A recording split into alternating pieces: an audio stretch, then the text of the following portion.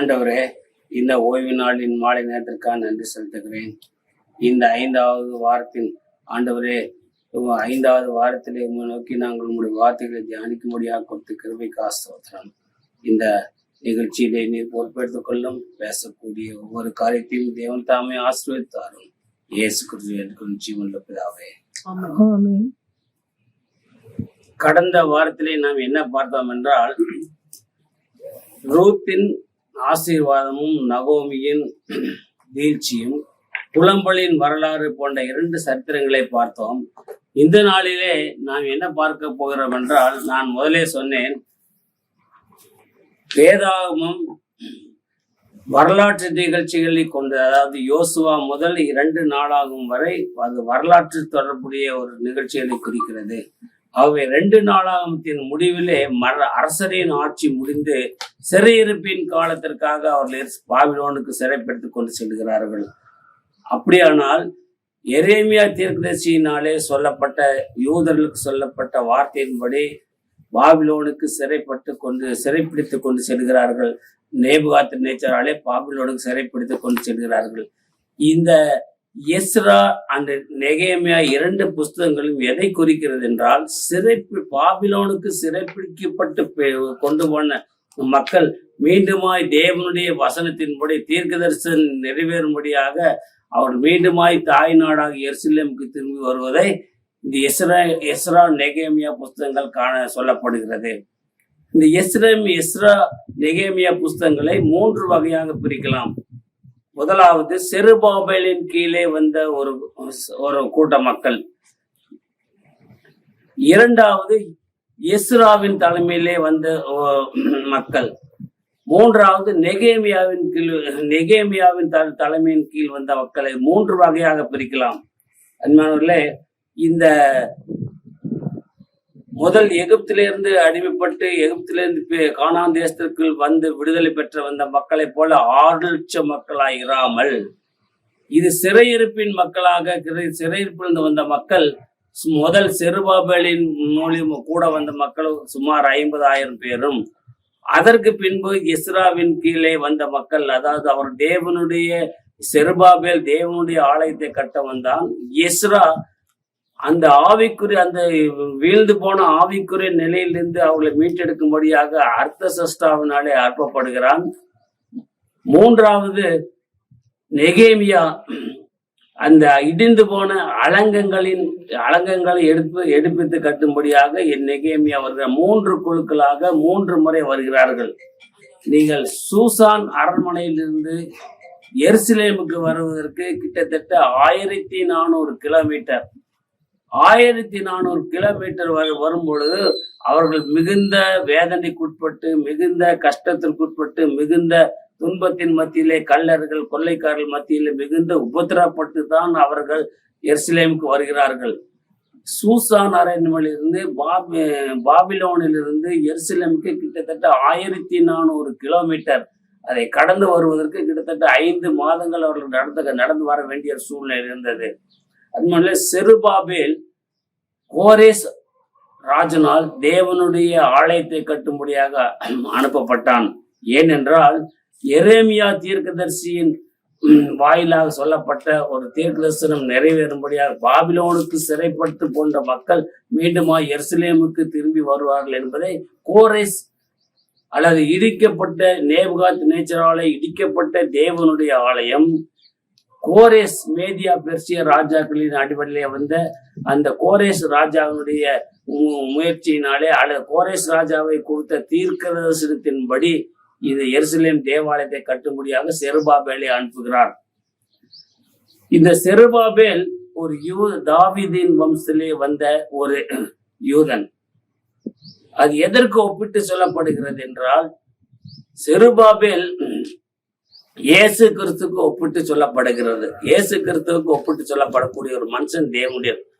அன்பானே, செருபாபேல் தேவனுடைய ஆலயத்தை அவ்வளவு எளிதாக கட்டவில்லை. மிகுந்த உபத்திரவத்தின் மத்தியிலே தான் அந்த உள்ளூர் மக்களுடைய எதிர்ப்பின் மத்தியிலும் அவன் செருபாபேலை எருசலேம் தேவாலயத்தை கட்டினான். ஆனால் நீங்கள் படிக்கிறீர்களால் ஆகாய் தீர்க்கதரிசி, செப்பனியா தீர்க்கதரிசி, மல்கியா தீர்க்கதரிசி, இவர்கள் தீர்க்க தரிசனம் சொல்லி செருபாபேலை ஊக்குவித்து அவன் தேவனுடைய ஆலயத்தை கட்டி முடிக்கிறான். அன்பானவர்களே, இந்த தேவனுடைய ஆலயத்தை கட்டுவதற்கும் இயேசு கிறிஸ்துவினுடைய வருகைக்கும் ஒரு ஒப்பீட்டு சொல்லப்பட்டிருக்கிறது. அதாவது செருபாபேல் தேவனுடைய ஆலயத்தை கட்டினான், அரண்மனையை கட்டினான், உடன்படிக்கை பெட்டியை கட்டினான். ஆனால் இயேசு கிறிஸ்து அதற்கு அரண்மனைக்கு தகுந்தபடி ஒரு ராஜா வர வேண்டும், அதுதான் இயேசு கிறிஸ்து என்பதை குறித்து அந்த இடத்துல சொல்லப்பட்டிருக்கிறது. இந்த செருபாபேலினுடைய காரியம் இதோடு முடிந்தாலும் சுமார் 80 எருசலேம் முதல் குழுவினர் எருசலேமுக்கு வந்து 80 ஆண்டுகளுக்கு பின்பு எஸ்ராவை அர்தசஷ்டா எருசலேமுக்கு அனுப்புறார். ஏனென்றால் அந்த ஜனங்கள் ஆவிக்குரிய வாழ்க்கையிலே மிகவும் பின்வாங்கி போயிருந்தார்கள். அவர்கள் தேவனுடைய நியாயப்பிரமாணத்தின் சட்டத்திட்டங்கள் கீழ்ப்படியாமல் மிகவும் சீர்கேடான ஒரு வாழ்க்கை வாழ்ந்ததுனாலே அர்தசஷ்டா ராஜா எஸ்ராவை எருசலேமுக்கு அனுப்பி அவர்களுடைய ஆவிக்குரிய வாழ்க்கையை உயர்த்தும்படியாக எஸ்ராவை அனுப்புகிறார். எஸ்ரா ஒரு வேத பாரகன். தேவனுடைய ஆலயம் கட்டி பிடிக்கப்பட்டது. அந்த மக்களுடைய ஆவிக்குரிய அல்லது விழுந்து போன நிலையிலே அல்லது நியாயப்பிரமாணத்தை விட்டு விலகி போன சூழ்நிலையிலே அவர்களுக்கு ஒரு ஒரு எழுப்புதலை கட்டளிடும்படியாக அர்தசஷ்டா எஸ்ராவை எருசலேமுக்கு அனுப்புகிறான். அபிமானவர்களே, இந்த ஒரு விஷயம் என்னவென்றால் இது எல்லாமே இயேசு கிறிஸ்துவினுடைய வருகைக்கு இயேசு கிறிஸ்துவினுடைய பிறப்புக்கு ஒரு முன்னோடியாக எடுத்துக்கொள்ளப்பட்டது. ஏனென்றால் இந்த தீர்க்கதரிசிகளின் காலமும் அரசாட்சிகளின் காலமும் இந்த சிறையிருப்பில் இருந்து வந்த பின்பு 400 ஆண்டுகள் இஸ்ரவேலை அல்லது யூதா கோத்திரத்தை எந்த ராஜாக்களும் ஆளவில்லை. எந்த மக்கள் மனம் போல வாழ்ந்தார்கள், தீர்க்க தரிசனமும் இல்லை. அது ஒரு இருண்ட காலமாகவே காணப்பட்டது. மாறாக மல்கியா தீர்க்கதரிசியின் முடிவுக்கு பின்பு இயேசு கிறிஸ்துவை பற்றிய தீர்க்க தரிசனங்கள் நிறைவேறுகிறதாக. ஆகவே இந்த சிறையிருப்பின் காலத்திலிருந்து வந்த பின்பு 400 ஆண்டுகள் யூத மக்கள் மத்தியிலே எந்த விதமான சலசலப்பும் இல்லை. இயேசு கிறிஸ்துவை குறித்த ஒரு மேசியாவைத்தான் அவர்கள் எதிர்பார்த்து கொண்டிருந்தார்கள் ஒழிய ஆகவேதான் எஸ்ராவை அவர் ஆத்தும அல்லது ஆன்மீக புரட்சிக்காக எழுப்புதலுக்காக அர்தசஷ்டா ராஜா அனுப்பினார். அதனாலே நாம் எஸ்ராவை குறித்து தான் பார்க்க போகிறோம். எஸ்ரா என்ற புஸ்தகம் 7ஆம் அதிகாரம் 6வது வசனம் 10வது வசனம். இந்த எஸ்ரா இஸ்ரவேலின் தேவனாகிய கர்த்தர் அருளிய மோசேயின் நியாய பிரமாணத்திலே தேறின வேத பாரகனாய் இருந்தான். அவனுடைய தேவனாகிய கர்த்தருடைய கரம் அவன் மேல் இருந்ததினால் அவன் கேட்டவைகளை எல்லாம் ராஜா அவனுக்கு கொடுத்தான்.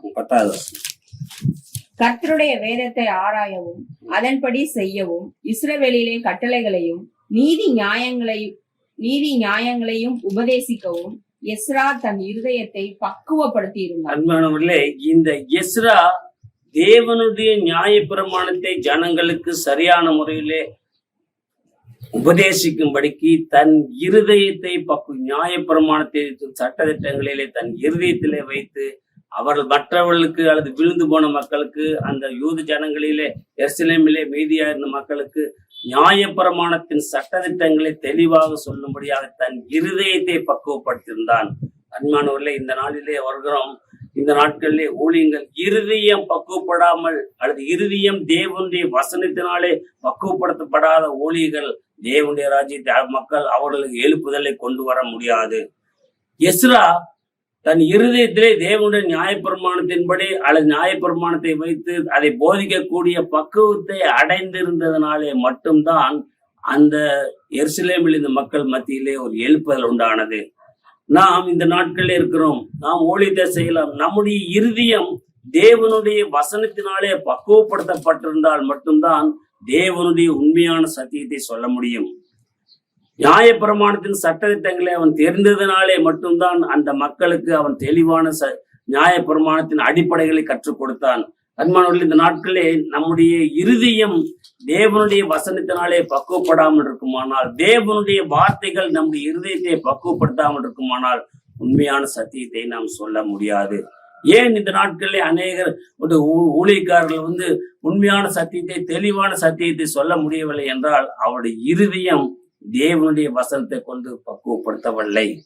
ஆகவேதான் சத்தியங்களிலே தாறுமாறு, கொள்கைகளிலே தாறுமாறு, ஆராதனைகளிலே தாறுமாறு, எது முக்கியமோ அதை சொல்ல தவறி விட்டு தேவையில்லாத காரியங்களிலே சபைகளிலே பேசுவதனாலே தான் சபைகள் ஆத்ம அல்லது உயிர் மீட்சி எழுப்புதல் அடைய முடியவில்லை.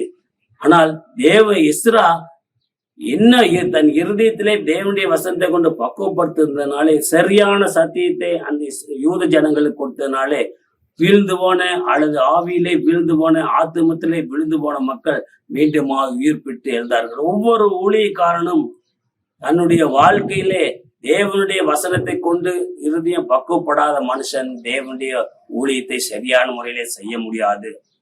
தேவனுடைய வசனத்திலே வேதாந்தத்திலே எல்லா காரியங்களும் முக்கியம்தான்.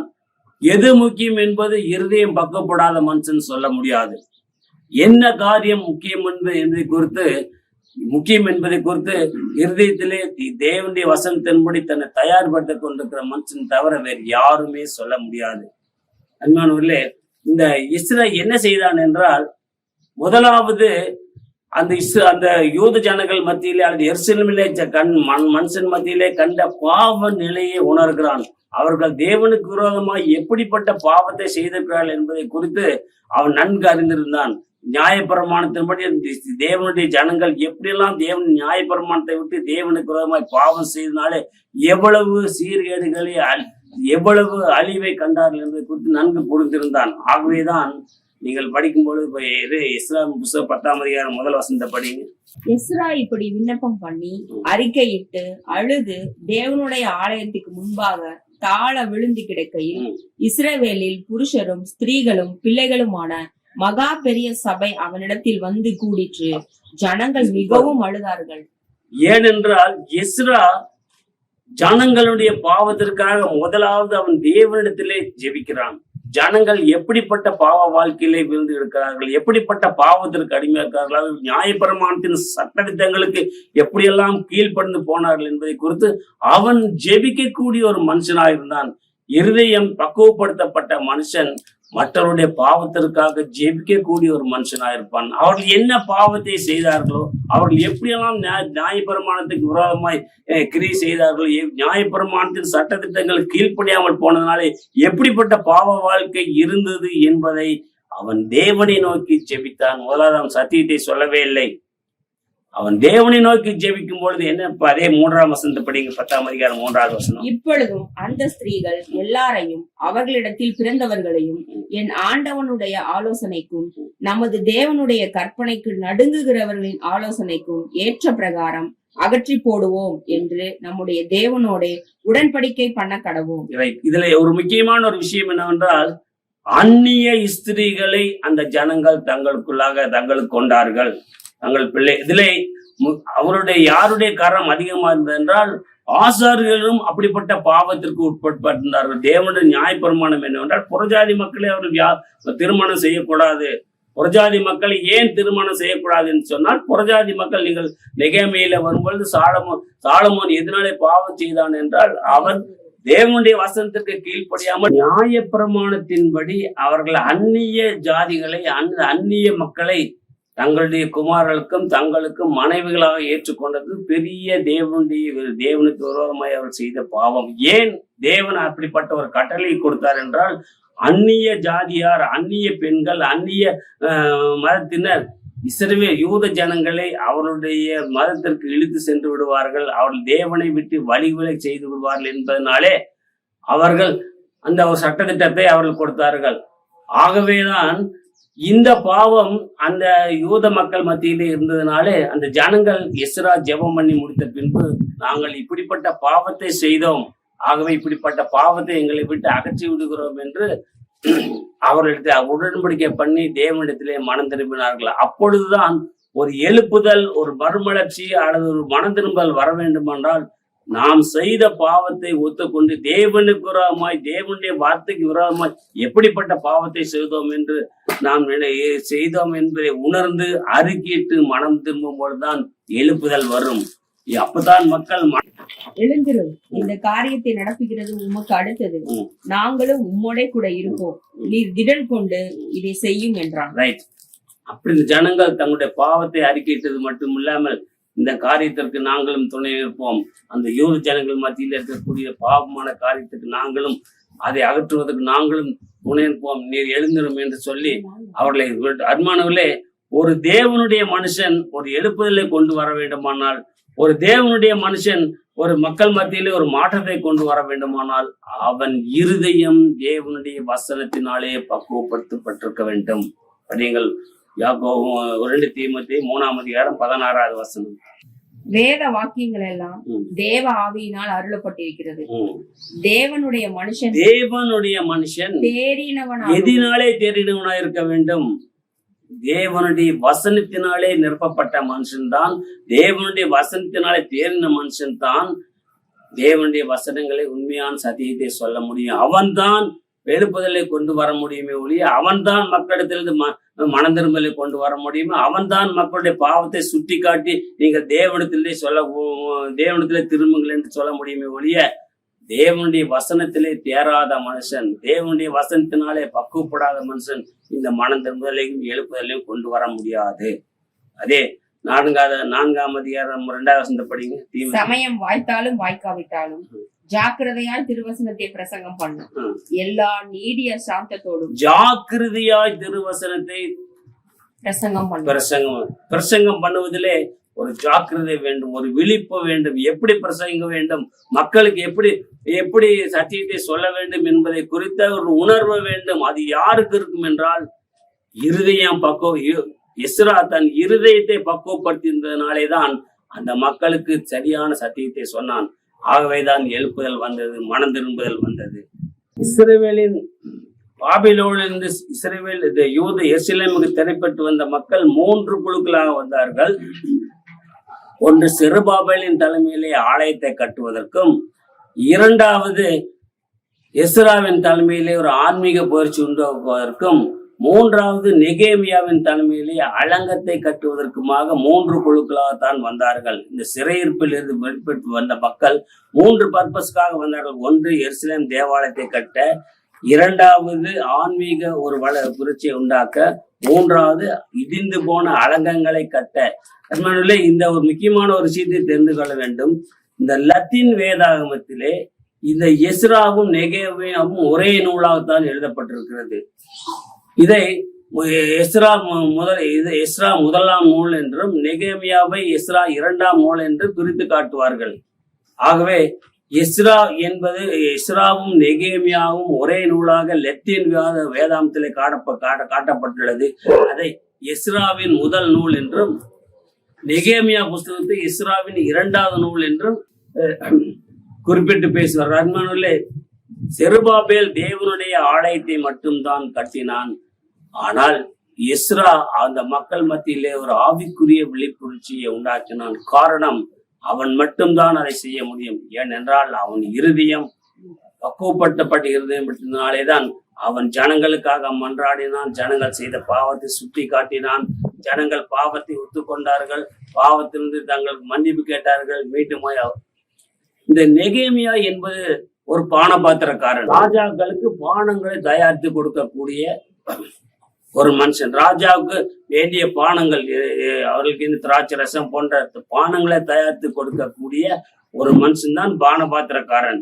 இந்த பானபாத்திரக்காரன் யாருடைய, எஸ்தர் ராணியினுடைய ஒரு தயவுனாலே அந்த பதவி அவளுக்கு கிடைக்கப்பட்டிருக்கும் என்று சொல்லப்படுகிறது. ஏனென்றால் அவர்கள்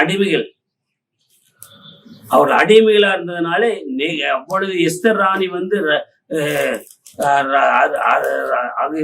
சூசான்லே அரசியா இருந்ததுனாலே அவனுடைய பரிந்துரையின் பேரில் நெகேமியாவுக்கு அந்த பதவி கிடைத்திருக்கும் என்று சொல்லப்படுகிறது. அதனால இந்த நெகேமியாவும் எப்படிப்பட்ட ஒரு மனுஷனா இருந்தான் என்றால், சிறையிலிருந்து எருசலேமுக்கு சென்ற மக்கள் மீண்டுமாய் சூசான் அரண்மனைக்கு வரும்பொழுது அந்த மக்களுடைய நிலைமை என்ன என்பதை குறித்து அவன் ஆழ்ந்து கேட்டு விடும் பொழுது அவர்கள் படக்கூடிய பாடுகளை என்னதென்று உணர்ந்து அவன் தேவனை நோக்கி ஜெபிக்கிறான். சிறையிருப்பிலே போன மக்கள் அல்லது எருசலேமிலே இருந்த மக்கள் எவ்வளவு வேதனைகளை அனுபவிப்பார்கள் என்பதை குறித்து அந்த மக்கள் மத்தியிலே வந்த எருசலேமிலிருந்து வந்த மக்கள் சிறை எருசலேமிலிருந்து மீண்டுமாய் பாபிலோனுக்கு வந்த மக்கள் மூலியமா கேள்விப்பட்டு அவன் அதற்காக வேதனைப்படுகிறான். ஏனென்றால் எருசலேம் கட்டப்பட்டு விட்டது, ஆவிக்குரிய காரியங்கள். ஆனால் அந்த அலங்கங்கள் மட்டும் கட்டப்படாத ஒரு சூழ்நிலையில இருந்தது. அலங்கங்கள்னா எருசலேமை சுற்றிலும் இருக்கக்கூடிய மதில்கள். ஏன் அந்த மதில்களுக்கு அவர்கள் முக்கியத்துவம் கொடுக்கிறார்கள் என்றால், தேவன் நியாயப்பிரமாணத்தின்படி 6 நாளும் நீ வேலை செய்யலாம், 7ஆம் நாள் ஓய்ந்திருக்க வேண்டும். 6வது நாள் மாலையிலே அந்த அலங்கங்களில் இருக்கக்கூடிய கதவுகள் பூட்டப்பட்டிருக்க வேண்டும். 7வது நாள் ஓய்வு. அவர்கள் எருசலேமுக்குள்ளே, எருசலேம் தேவாலயத்துக்குள்ளே, எருசலேம் பட்டணத்துக்குள்ளே அவர்கள் வெளியில் எங்கேயுமே செல்லக்கூடாது. உள்ளிருந்து வெளியிலும் வரக்கூடாது, வெளியிலிருந்து உள்ளம் போகக்கூடாது. ஆகவேதான் அவர்கள் ஓய்வு நாளை கடைபிடிக்கும் போதுக்காக அந்த எருசலேமின் மதில்கள் கட்டப்பட்டது. மதில்கள் 6வது நாள் மாலை நேரத்திலே பூட்டப்படும், 7வது நாள் மாலை நேரத்தில் தான் திறக்கப்படும். முதலாவது ஒரு காரியம். 2வது, எருசலேமை கொள்ளையிடக்கூடிய கொள்ளைக்காரர்கள் அதிகமாக அந்த இடத்திலே வருவார்கள். அந்த கொள்ளையர்களிடம் தப்பித்துக் கொள்வதற்கும் அந்த அலங்கம் கட்டப்பட வேண்டும். அந்த அலங்கம் இடிக்கப்பட்ட நிலையில் இருந்ததுனாலே, அந்த அலங்கத்தில் இடிக்கப்பட்ட சூழ்நிலையில் இருந்ததுனாலே கொள்ளைக்காரர்களும் ஓய்வு நாளையும் அவர் சரியான முறையில பின்பற்ற முடியவில்லை. ஆகவேதான் அந்த அலங்கத்தை குறித்து நெகேமியாவுக்கு ஒரு பாரம் வருகிறது. அதுவும் அப்பாரமா இருக்கும் பொழுது அவன் ரொம்ப வேதனைப்பட்டு பரலோகத்தின் தேவனை நோக்கி ஜெபித்துக் கொண்டிருக்கும் பொழுது அர்தசஷ்டா அவனுடைய உணர்வுகளை புரிந்து கொண்டு என்ன என்று சொல்லும் பொழுது அவன் எருசலேமிலிருந்து வந்த யூதர்கள் சொன்னக்கூடிய காரியத்தை ராஜாவுக்கு சொல்லி, எங்கள் எல்லாமே இருக்கிற இந்த அலங்கங்கள் எல்லாம் இடிக்கப்பட்ட சூழ்நிலையில ஒரு பாதுகாப்பட்ட சூழ்நிலையில் இருக்கும் பொழுது அதை கட்ட வேண்டும் என்று சொல்லும் பொழுது அவன் அதற்காக ஒரு உத்தரவை கொடுத்து செல்கிறான். அன்பானவர்களே, இந்த தேவாலயம் எவ்வளவு முக்கியமோ அவ்வளவு முக்கியம் அலங்கமும். தேவாலயம் பாதுகாக்கப்பட வேண்டுமானால் அலங்கங்களும் பாதுகாக்கப்பட வேண்டும். இது ஒரு ஆவிக்குரிய ஒரு சூழ்நிலையிலே தேவன் நம்முடைய வாசம் பண்ணக்கூடிய நம்முடைய இருதயம் பாதுகாக்கப்பட வேண்டுமானால் நம்முடைய அலங்கங்கள் கட்டப்பட வேண்டும். ஏனென்றால் இந்த அலங்கங்கள் மூலியமாகத்தான் பாவம் இருதயத்தை கரைப்படுத்துகிறது. தேவனுடைய ஆலயம் எவ்வளவு முக்கியமோ அதே போல அலங்கங்களும் முக்கியம். அவன் பாபிலோனிலிருந்து எருசலேமுக்கு வந்து தேவனுடைய ஆலயத்தை சுற்றிலும் இருக்கக்கூடிய அலங்கங்களை 52 நாட்களிலே கட்டி முடிக்கிறான். தேவனுடைய ஆலயத்தை சுற்றியுள்ள அலங்கங்கள் 52 நாட்களிலே கட்டி முடிக்கப்பட்டது. அன்பானவர்களே, இந்த அலங்கங்கள் பாதுகாப்பாக இருந்தால்தான் ஆலயம் பாதுகாக்கும். அலங்கம் சரியான முறையிலே கட்டப்படவில்லை என்றால் ஆலயமும் சரியா இருக்காது. நம்முடைய இருதயம் பரிசுத்தமாக இருக்க வேண்டுமானால், நம்முடைய இருதயம் பாவத்திலிருந்து விடுதலையாக்கப்பட வேண்டுமானால் அலங்கங்கள் பரிசுத்தமாக இருக்க வேண்டும். கண், காது, மூக்கு, செவி, இதுதான் அலங்கங்கள். இந்த அலங்கங்கள் தான் இருதயத்தை இந்த அலங்கங்கள் வழியாகத்தான் இருதயத்தை தீட்டுப்படுத்தக்கூடிய பாவங்கள் உள்ளே செல்லக்கூடியதா இருக்கிறது. ஆகவே எஸ்ரா தீர்க்கதரிசி ஜனங்களுடைய பாவத்திற்காக தேவ சமூகத்திலே மன்றாடி ஜெபித்தது போல நெகேமியாவும் இந்த அலங்கத்தை கட்டுவதற்கு ஏராளமான முயற்சிகளை எடுத்துக்கொண்டான். இந்த 2 சரித்திரம் தான் இந்த எஸ்ராவிலும் நெகேமியாவிலும் இருக்கிறது. ஒன்று, தேவனுடைய ஆலயம் கட்டப்பட்டது, ஆன்மீக புரட்சி, ஆன்மீக எழுச்சி, ஆன்மீக எழுப்புதல். 3வது, அலங்கங்கள் கட்டப்படுவது. இது எல்லாமே எதற்காக ஏற்படுத்தப்பட்டது என்றால் இயேசு கிறிஸ்துவினுடைய வருகைக்கு முன்னடையாளமாக இருக்கிறோம். ஏனென்றால் இந்த சிறையிருப்பின் காலத்துக்கு பின்பு ஏறத்தாழ 400 ஆண்டுகள் கழித்துத்தான் இயேசு கிறிஸ்து உலகத்திலே வருகிறார். ஆலயங்களும் ஆயத்தமாகிவிட்டது, அலங்கங்களும் ஆயத்தமாகிவிட்டது, உடன்படிக்கையும் ஆயத்தமாகிவிட்டது. ஆனால் ராஜா மட்டும் இல்லை. அந்த ராஜா எப்பொழுது வருகிறார் என்றால் அவர் மேசியாவாக, யூத ஜனங்கள் எதிர்பார்த்து இந்த மேசியாவாக 400 ஆண்டுகளுக்கு பின்பு அவர் இரட்சகராக உலகத்தில் வருகிறார். அன்பானவர்களே, நாம் சொல்லக்கூடிய சத்தியங்கள், நாம் மற்றவர்களுக்கு கொடுக்கக்கூடிய சத்தியங்கள் மனுஷனுடைய வாழ்க்கையை மாற்றக்கூடியதாக இருக்க வேண்டும். அல்லது பாவத்திலே விழுந்து போன மனுஷனை உயிர்ப்பிக்கக்கூடிய சத்தியமாக இருக்க வேண்டும். நாம் கொடுக்கக்கூடிய ஆவிக்குரிய ஆலோசனைகள் பாவத்திலே இருந்து பாவத்திலே விழுந்த மனுஷனுக்கு பாவத்திலிருந்து மீட்பை கொடுக்கக்கூடியதா இருக்க வேண்டும். இப்படிப்பட்ட ஆலோசனையை தான் எஸ்ரா செய்தான். அவன் செய்வதற்கு முன்பு அவன் தேவனை நோக்கி மன்றாடினான், ஜனங்களிடத்திலே சொன்னான், ஜனங்களும் இதிலே முக்கியமான ஒரு காரியம் என்னவென்றால், பொது ஜனங்கள் மட்டுமல்ல, ஆசாரியர்களும் இந்த பாவத்திற்கு உடன்பட்டவர்களா இருந்தார்கள். நீங்கள் நெகேமியாவிலும் இஸ்ராவிலும் பார்க்கும் பொழுது தேவனுடைய ஊழியக்காரர், தேவனுடைய ஆலயத்தை தேவனுடைய ஆசாரியப்படி செய்யக்கூடிய ஆசாரியர்களும் தேவனுடைய கட்டளைக்கு விரோதமாய் புறஜாதி மக்களை தங்களுக்குள் கொண்டிருந்தனாலே அவர் பெரிய ஆபத்திற்குள்ளானார்கள். அன்பானவர்களே, ஊழியக்காரன் மட்டுமல்ல, ஆசாரியர்கள் மட்டுமல்ல, பொது ஜனங்களும் இந்த பாவத்தை செய்தனாலே அவர்களிடத்திலே காணப்பட்டதினாலே தேவன் அவர்களை ஆசீர்வதிக்க முடியவில்லை. தேவன் விரும்பாத காரியத்தை நாம் செய்யும் பொழுது, தேவன் விரும்பாத காரியத்துக்கு நம்மை ஒப்பு கொடுக்கும் பொழுது தேவன் நமக்கும் தண்டனை கொடுப்பார்.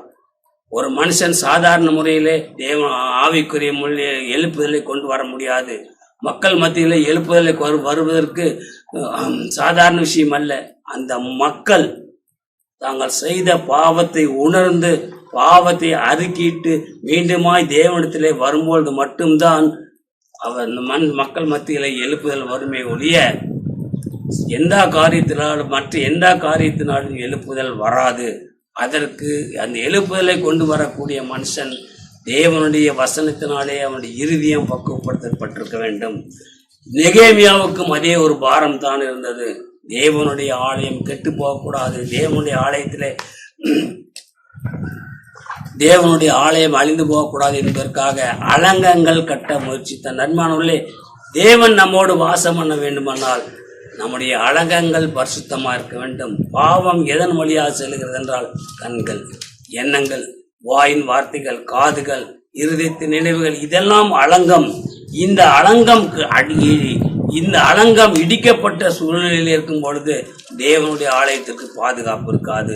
தேவன் வாசம் பண்ணக்கூடிய தம்முடைய சரீரமாகிய ஆலயத்தை, நம்முடைய இருதயமாகிய ஆலயத்தை பரிசுத்தமாய் காத்து கொள்ளக்கூடாது. ஆகவே நெகேமியா அலங்கத்திற்காக எவ்வளவு பாடுபட்டான், எவ்வளவு எதிர்ப்புகள் வந்தது. சன்பல்லாத்து, தோபியா போன்ற அந்த நாட்டை ஆண்டு கொண்ட ஆளுநர்கள் இந்த அலங்கம் கட்டக்கூடாது என்பதற்காக எவ்வளவோ இடையூறு செய்தார்கள். ஆனாலும் அவன் தேவனை நம்பி இருந்ததுனாலே, தேவன் பேரிலே விசுவாசம் இருந்ததுனாலே அவ்வளவு தடைகளையும் ஏற்று அவ்வளவு எதிர்ப்புகளை மீறி அந்த அலங்கத்தை கட்டி முடித்தான். அருமையானவர்களே, ஆவிக்குரிய வாழ்க்கை என்பது சாதாரண ஒரு வாழ்க்கை அல்ல. அது மிகவும் போராட்டம் நிறைந்த வாழ்க்கை. கண்களின் நிச்சயங்களிலே அவ்வளவு சீக்கிரமாக வெற்றி கொள்ள முடியாது. வாயின் வார்த்தைகளிலே நாம் பாவத்தை மேற்கொள்வது மிகவும் கடினம். நம்முடைய இருதயத்தின் நினைவுகளை, சிந்தனைகளை பரிசுத்தமாய் காத்துக்கொள்வதும் மிகவும் கடினம். ஆனால் நெகேமியா தனக்கு வந்த எதிர்ப்புகளையும் மீறி 52 நாட்களிலே இந்த அலங்கத்தை கட்டி முடித்து தேவனுடைய ஆலயத்திற்கு ஒரு பாதுகாப்பை கொடுத்தான். நாமும் கூட நம்முடைய அலங்கங்கள் இயேசு கிறிஸ்து நாமத்தினாலே, இயேசு கிறிஸ்து ரத்தத்தினாலே சரியான முறையில கட்டப்படுமானால், நமக்கு வரக்கூடிய பாவங்களை நாம் எளிதிலே மேற்கொள்ள வேண்டுமானால் நம்முடைய இருதயம் பக்குவப்பட்டிருக்க வேண்டும். இருதயத்திலே தேவனுடைய வசங்கள் இருக்கும் பொழுது, இருதயத்திலே தேவனுடைய ஆவியானவர் இருக்கும் பொழுது, ஆவியானவரின் பலத்தை கொண்டுதான் பாவத்தை மேற்கொள்ள முடியுமே ஒழிய சுய முயற்சினாலே, நம்முடைய சுய காரியங்களினாலே பாவத்தை மேற்கொள்ளவே முடியாது. ஏனென்றால் தேவனுடைய வசனம் சொல்கிறது, ஆவியினாலே மாம்சத்தின் கிரியில் அழைத்தால் ஆவியானவருடைய உதவியினாலே தான் நாம் இந்த பாவத்தை எல்லாம் மேற்கொள்ள முடியுமே அழிய, ஆவியானவரின் உதவினாலே தான் நாம் பாவத்தின் மேற்கொண்டு நம்முடைய இருதயத்தை பரிசுத்தமாய் காத்துக்கொள்ள முடியுமே ஒழிய நம்முடைய சுய முயற்சியினாலே இந்த அலங்கங்கள் பாதுகாக்கப்படாது. அதற்கு நம்முடைய இருதயத்திலே தேவனுடைய வசனம் இருக்க வேண்டும். அதற்கு நம்முடைய இருதயம் தேவனுடைய வசனத்தினாலே பக்குவப்பட்டிருக்க வேண்டும். அதற்கு தேவனுடைய வசனத்திற்கு நாம் கீழ்ப்படிகளா இருக்கும்போது மட்டும்தான். என்றால் எஸ்ரா வெறும் பாவத்தை மட்டும் சுட்டி காட்டவில்லை, அதை கேட்ட மக்கள் தாங்கள் செய்த பாவத்தை ஒத்துக்கொண்டு கீழ்ப்படிந்து மனம் திரும்புவதனாலே ஒரு ஆவிக்குரிய எழுப்புதல் உண்டானது. இந்த நெகேமியாவின் கடைசி பகுதியிலே பார்த்தீங்கன்னா, இந்த புறஜாதி மக்கள் சாலமோனுடைய வீழ்ச்சிக்கு இந்த புறஜாதிகளுடைய மக்கள் எவ்வளவு முக்கியத்துவமாக இருந்தார்கள் என்பதை குறித்து அம்மாவியரும் மோபாபியரும் அவர்கள் கடைசி நாட்களிலே சாலமோனை பின்வாங்க செய்தது தேவனுடைய வசனத்திற்கு கீழ்ப்படியாமல் போனதனாலே தான். அன்பானவர்களே, இந்த மாலை நேரத்திலே நாம் வந்திருக்கிறோம்.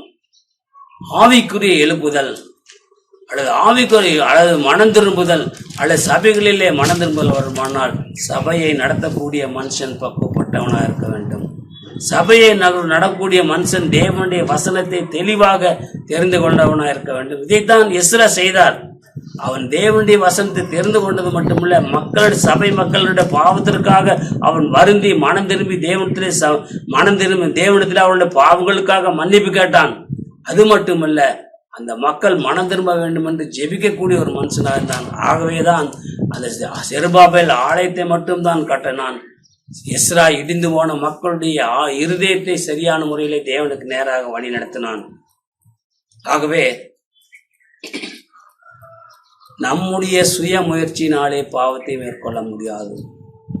நாம் ஜெபிக்கக்கூடிய மக்கள், சபையை நடத்தக்கூடியவர்களாக இருந்தாலும் சபை மக்களாக இருந்தாலும் ஜெபிக்கக்கூடிய மற்றவருடைய பாரத்தை சுமந்து எஸ்ரா என்ன செய்த, மற்ற மக்கள் செய்த பாவத்தை, தன்னுடைய பாவத்தை தான் செய்தது போல் பாவத்தை உணர்ந்து அவரிடத்திலே தேவனிடத்திலே அவர்கள் செய்த பாவத்தை, மற்றவர்கள் செய்த பாவத்தை அறிக்கையிட்டு மன்னிப்பு கேட்டான்.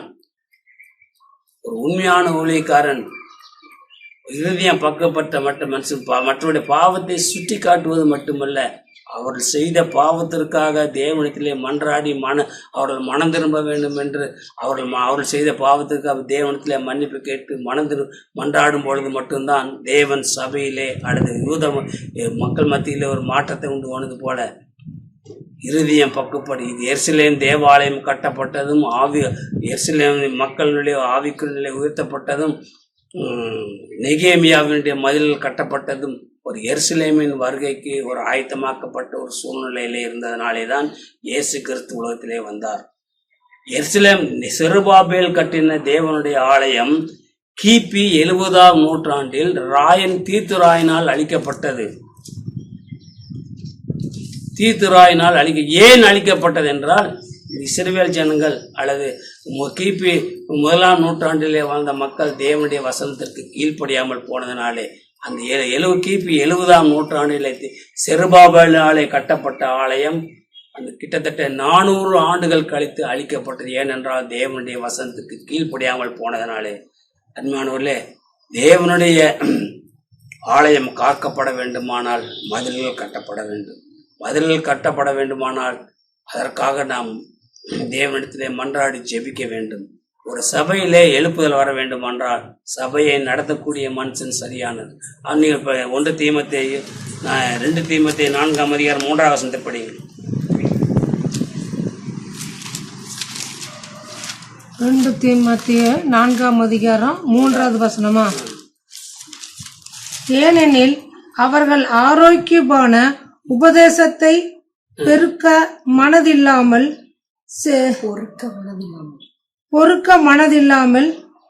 சென்னிபடி. ஏனென்றால் அவர்கள் ஆரோக்கியமான உபதேசத்தை பொறுக்க மனதில்லாமல் செவித்தின உள்ளவர்களாகி தங்கள் சுய இச்சைகளுக்கு ஏற்ற போதகர்களை தங்களுக்கு திரளாக சேர்த்துக்கொண்டு சத்தியத்துக்கு செவியை விலக்கி கட்டுக்கதைகளுக்கு சாய்ந்து போகும் காலம் வரும். இப்படித்தான் இருக்கிறது. தேவனுடைய வசனத்திற்கு செவி கொடுக்காமல் செவித்துண உள்ளவர்கள் என்று சொல்லப்பட்டிருக்கு. செவித்துண ஆரோக்கியமான உபதேசத்திற்கு செவி கொடாமல் தங்களுடைய விருப்பு வெறுப்புகளுக்கு ஏற்றபடி தேவனுடைய வசனத்தை போதிக்கிறவர்களை நாடுதனாலே தான். அந்த 2வது வசனத்தை படிங்க. சமயம் வாய்த்தாலும் வாய்க்காவிட்டாலும் ஜாக்கிரதையாய் திருவசனத்தை பிரசங்கம் பண்ணு.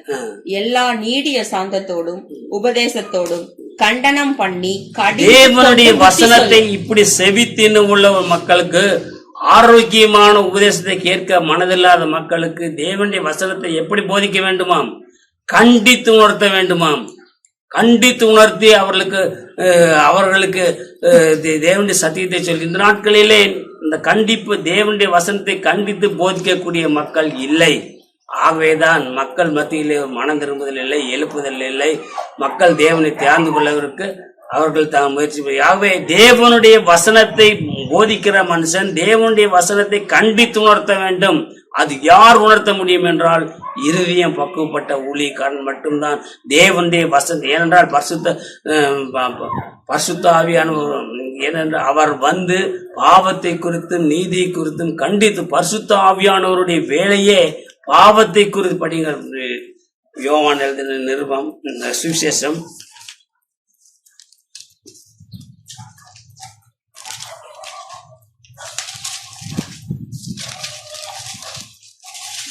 யோவான்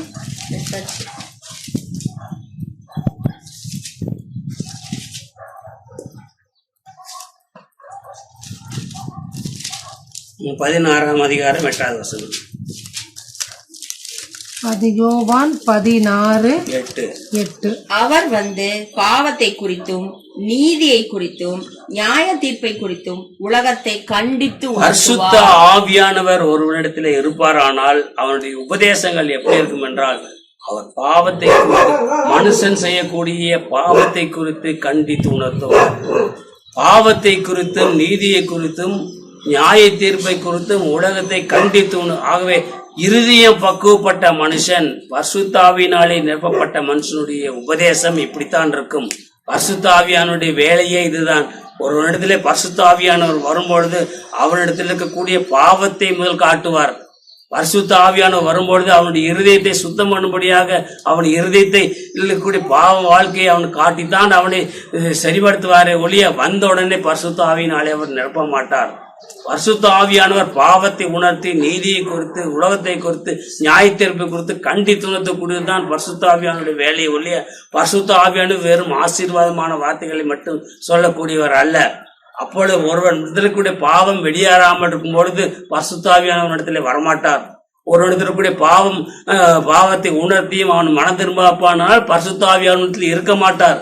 பரிசுத்த ஆவியானுடைய வேலையே என்னவென்றால், முதலாவது அவனுடைய இருதயத்தை சுத்தம் பண்ணுவது, அவன் இருதயத்தில் இருக்கக்கூடிய பாவம் என்ன என்பதை குறித்து அவனுக்கு உணர்த்தி காட்டுவது, அவன் இருக்கக்கூடிய இருதயத்தில் இருக்கக்கூடிய பாவத்தை சுட்டி காட்டி அவனை மனம் திரும்ப செய்வதுதான் பரிசுத்த ஆவியானுடைய வேலையை ஒழிய அவர் பரிசுத்த ஆவியான ஒரு இடத்துல தங்க வேண்டுமானால் பாவம் ஒரு மனுஷனத்தில் இருக்கக்கூடாது. பாவம் இருக்கக்கூடிய இடத்திலே பரிசுத்த ஆவியானவர் இருக்க மாட்டார். பரிசுத்த ஆவியான இடத்துல இருக்கக்கூடிய இடத்திலே பாவம் இருக்காது. ஆகவே தேவனுடைய மனுஷன், தேவனுடைய வசனத்தை சொல்லக்கூடிய மனுஷன், இறுதியம் பக்குவப்பட்ட மனுஷன் தான் சொல்ல முடியும். அவன் தான் மற்றவருடைய பாவத்திற்காக பரிந்து பேச முடியும். இயேசு கிறிஸ்து நம்முடைய பாவத்திற்காக பரிந்து பேசுகிறார் என்றால் அவரிடத்திலே பாவம் இல்லை. பாவம் செய்ய அவரிடத்தில் இல்லாதனாலே நம்முடைய பாவத்திற்காக பரிந்து பேசுகிறார். நம்முடைய வாழ்க்கை சரியாக வேண்டும் என்றால் தேவனுடைய ஆலயம் கட்டப்பட வேண்டும். தேவனுடைய ஆலயம் கட்டப்பட்ட இடத்திலே ஆன்மீக எழுப்புதல் வர வேண்டும். அந்த தேவ ஆலயமும் ஆன்மீக எழுப்புதல் அடைந்த மக்களும் பாதுகாக்கப்பட வேண்டுமானால் அலங்கங்கள் கட்டப்பட வேண்டும். இதுதான் 3 முக்கியமான விஷயம்தான் இந்த எஸ்ராவிலும் எரேமியாவிலும் சொல்லப்பட்டிருக்கிறது. அருமையானவர்களே, இந்த 3 காரியம் நம்மிடத்தில் இருக்கும்பொழுது மட்டும்தான் தேவன் நமக்கு இருப்பார். ஆகவே பாவத்தை குறித்து உணர்வு நமக்கு வேண்டும். பாவத்தை குறித்து கண்டித்து உணர்த்த வேண்டும். தேவனுடைய வசனத்தினாலே பூர்ணமாக்கப்பட்டிருக்க வேண்டும். பாவத்தை அறிகிற அறிவு நியாயப்பிரமாணத்திலே வந்தாலும் பாவத்தை வெற்றி கொள்ளக்கூடிய, பாவத்தின் மேல் ஜெயம் கொள்ளக்கூடிய ஒரு வாழ்க்கை இயேசு கிறிஸ்துவினாலே தான் முடியும். நீங்கள் இந்த காலத்தை நீங்கள் நன்கு அறிந்து கொள்ள வேண்டும். சிறையிருப்பின் காலத்திலிருந்து எருசலேம் கட்டப்படுகிறது. யூத மக்கள் மத்தியிலே ஒரு ஆன்மீக புரட்சி வருகிறது. யூத மக்கள் மத்தியிலே ஆன்மீக புரட்சி வருவது மட்டுமல்ல, கட்டப்பட்ட எருசலேம் தேவாலயம் வாக்கப்படுவதற்கு மதில்கள் கட்டப்படுகிறது. ஏனென்றால் இது 3ம் கட்டப்படும் பொழுதுதான் மேசியாவை அவர் எதிர்பார்த்திருந்த மேசியா 400 ஆண்டுகளுக்கு பின்பு. ஏனென்றால் அரண்மனையும் ரெடியாகிவிட்டது, ஆன்மீக வாழ்க்கையும் ரெடியாகிவிட்டது, அலங்கங்களும் ரெடியாகிவிட்டது. அரசன் மட்டும் வரவில்லை. அவர்கள் அரசன் எதிர்பார்த்து 400 ஆண்டுகள் காத்திருந்தார்கள். அன்பானவர்களே, நம்முடைய வாழ்க்கை எப்படி இருக்கிறது? நாம் தேவனுடைய பிள்ளைகளாக இருக்க வேண்டுமானால் நம்முடைய அலங்கங்கள் காக்கப்பட்டால் மட்டும்தான் நம்முடைய தேவன் வாசம் பண்ணக்கூடிய ஆலயம் சரியா இருக்கும். ஆகவே ஆலயத்தை கட்டுவதற்கும் அலங்கத்தை பாதுகாப்பதற்கும் இருதயம் பக்குவப்பட்ட தேவனுடைய ஒளியினாலே மட்டும்தானே ஒழிய மற்ற யாருனாலும் முடியாது.